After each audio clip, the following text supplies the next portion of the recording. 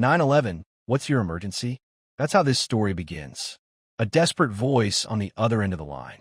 A professional fighter, out of breath, frantic, trying to explain why his fiancée is lying motionless on the floor. But here's the twist. That very call, the one meant to save him, would become the evidence that destroyed him. Tonight, we dive into the chilling case of an MMA fighter whose own words betrayed him. Was it an accident or a calculated cover-up? Let's find out. I need help immediately. It looks like she's dead. Okay, what city is this in, sir? Oh my God, I'm trying not to step on anything. What?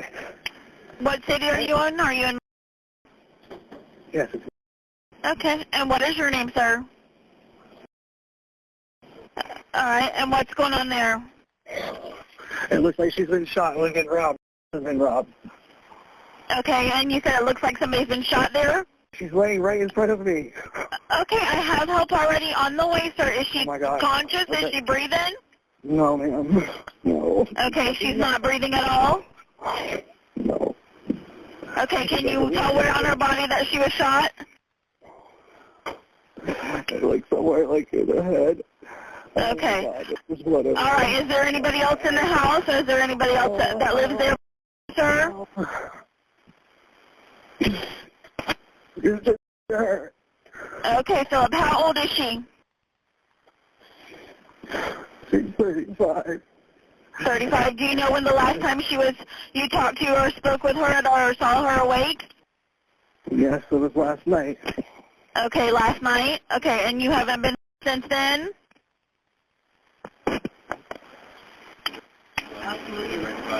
Hello, sir? Hello? Hello? Before the crime scene, before the flashing police lights, he was a rising star. Inside the cage, he was known for explosive knockouts, iron will, and the kind of confidence that made fans believe he was unstoppable. Outside the cage, there was her, his fiancée. Friends described her as warm, ambitious, and fiercely loyal. To the public, they looked like the perfect couple, the fighter chasing championships, the partner cheering ringside. But behind closed doors, the story was different. Arguments became routine. Neighbors whispered about late-night shouting. Friends say she confided in them about feeling trapped. Still, they stayed together, bound by love, fear, and maybe something darker. And then came the night when everything unraveled. Because when the fighter picked up the phone and dialed 911, the mask came off. It was late. Neighbors would later say they heard banging, thuds, and a scream that stopped too soon. Then silence. Minutes later, the call came in. His voice was frantic, shaky. She's not breathing. I don't know what happened. Please, send someone quick. On the surface, it sounded like panic. A man desperate to save his partner. But detectives caught something else.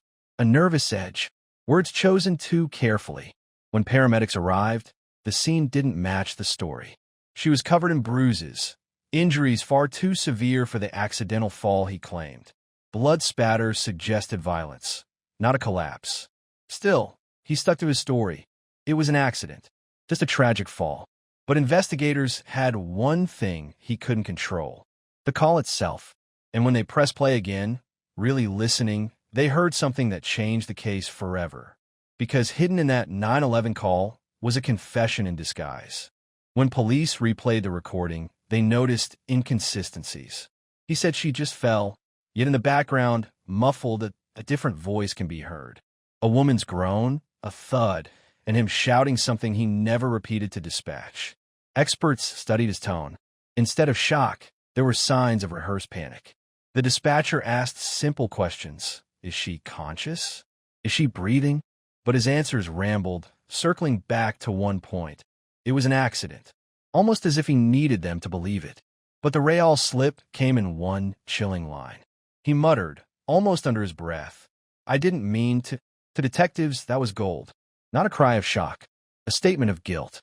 Pair that with the autopsy, which revealed injuries consistent with a beating, not a fall, and the 911 call transformed from a lifeline into a confession tape. And if you think that's where the case ends, you're wrong. Because the deeper they dug, the more evidence piled up, texts, Old police calls, witness testimony, all pointing to a violent pattern that no one could ignore. This case shook more than just sports fans. It became a chilling reminder of how quickly a public image can crumble, and how the truth has a way of slipping out, even when someone thinks they're in control. A fighter trained to dominate with fists, undone by his own voice. In the end, it wasn't the cage that ended his career. It wasn't even the guilty verdict. It was a phone call, the one he thought would save him,